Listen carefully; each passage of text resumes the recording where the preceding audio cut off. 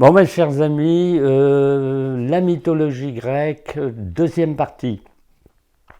Voilà, donc là, on va voir quelques choses de particulier. Dans la première partie, on avait vu les grands mythes, hein, c'est-à-dire les dieux de l'Olympe, Hercule et puis ses 12 travaux et autres, la quête de la toison d'or et autres mythes, hein, les voyages d'Ulysse, etc. Et donc là, on va voir quelque chose d'un peu spécial, hein, ce qu'on appelle les cultes à mystère. Voilà, qui ont existé, hein, dans la Grèce ancienne.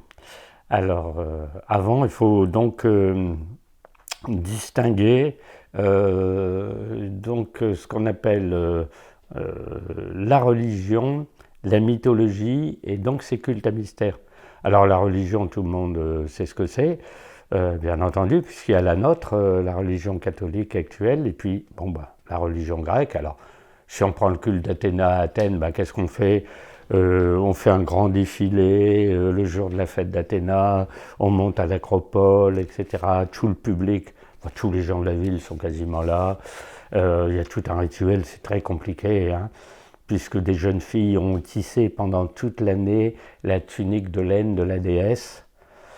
Alors, comme la déesse a sa statue sur l'acropole qui fait 8 mètres, alors imaginez le tissage, ce qu'on appelle le péplum, c'est-à-dire la tunique que l'on transporte, hein.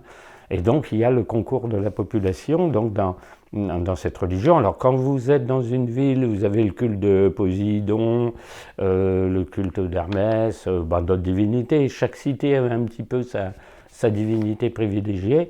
Il y a toujours un cortège, il y a toujours des offrandes, il y a toujours le temple de la divinité, mais c'est très codifié. C'est-à-dire, il y a les jours de fête, il y a des prières, il y a des offrandes, et le culte est public. En gros, c'est un culte civique, c'est-à-dire c'est un culte pour la cité. Nous, si on prend notre religion catholique, vous avez la messe, vous avez les vêpres, vous avez le clergé qui fait telle ou telle activité, qui bénit telle chose. Donc c'est public, c'est, connu de tous, etc. Alors,